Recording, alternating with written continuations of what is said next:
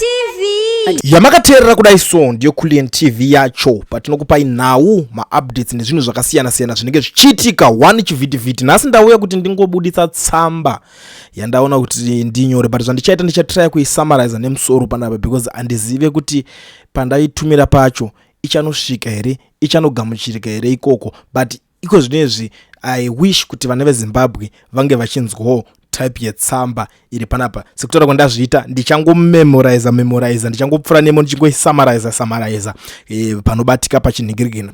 Right, dear comrade Traore Malcolm Masarira, Zimbabwe haina kuuya neprayer asi yakauya nehondo. Politics haisi church. Politics yemuZimbabwe yakasiyana nepolitics dzinoitwa kune dzimwe nyika.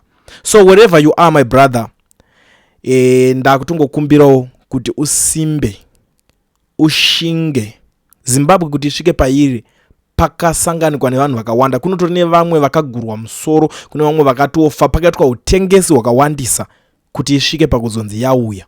So uri ikoko my brother, I want you to know kuti tichaitawo patinokwanisa kuti asi zvinhu ngazvirambe zvichienda kumberi. But ndoda kuti uzive kuti chero mubhaibheri zvirimo zvinonzi Jesu akave murombo kuti vanhu vese vave vapfumi. Asi iko zvino iwewe my brother, you sacrifice your life, wakagara muexile nguva yakareba uchirwira life yemaZimbabweans vakawanda, wakasiya life yako iwairarama ukazvipira kuti ura kutaura kune avo vasina mavoices. Wakauya ukarwisa ukafumura vanhu vanotengesa madrugs.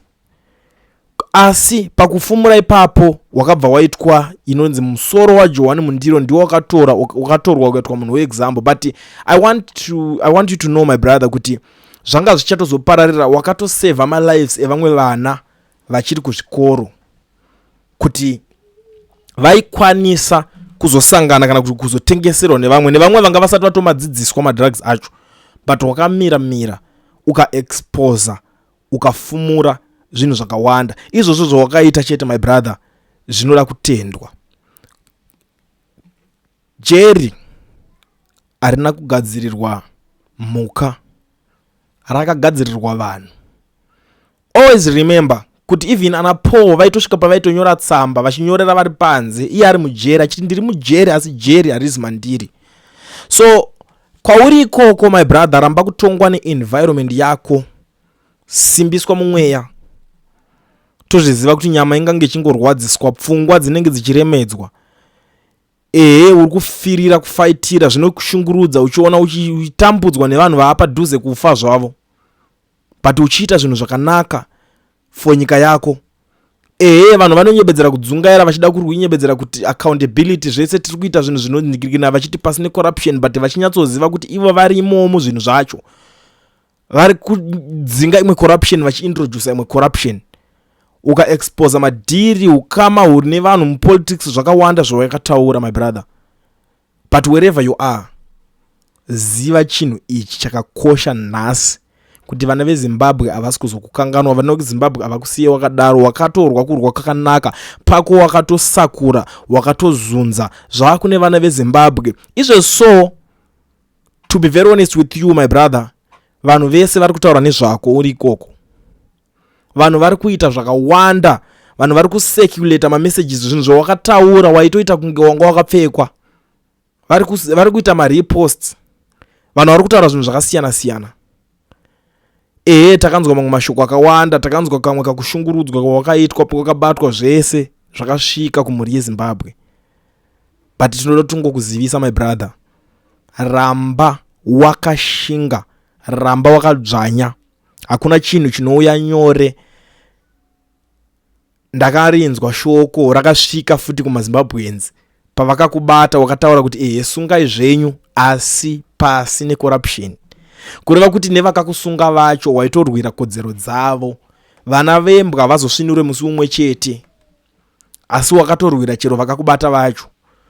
One day munhu wese achakurangarira. Ndo maitikira anongoitika zvinhu my brother. so far hapana hapo chachinja situation iri kunze zvinhu zvimasiri wakangozviita iwawo ndo zvichingori kuitika my brother. Nhamo ichingori kurova vanhu as usual, nzara ingorovawo as usual. MuSouth Africa muno vanhu zvakangooma muzvipatara, vanhu vari kungodzingwa like zvainga zvichingoitikwa neoperation Dula as usual. Zvese izvozvo zvichiri kungoitika. But regedza ndikuudze chinhu one, mapolitician ese vaunoona nhasi vakasimba vakazoita zvinhu vakabudirira vakatombopfura nekujeri.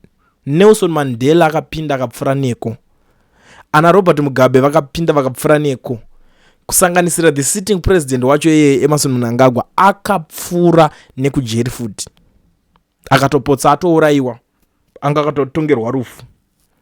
But hazvina kumudzosera kumashure, but zvakamusimbisa. Kwatoenda ikoko unogona ngotori mukana wekuti uende kunosvinudza vamwe vanhu. You never know kuti jeni yacho chaita kuti uzoita neikoko chii chaitika. Zvimwe zvinhu zvinongoitika for a reason. Tinogona kungoblema kuti vanhu vatengesi vanga vakukomberedza, vatengesi vazokutengesa vakaita sei, but havasi kuziva kuti vari kutoseva life yeumwe munhu woenda unosangana naye ikoko. Watova mukana wekuti utovadzidzisa kuti vazive. My brother, unoziva mukoto unobuda mari. I know that. Unoziva kuri kutorwa mari nezvigananda vachizopa vanhu.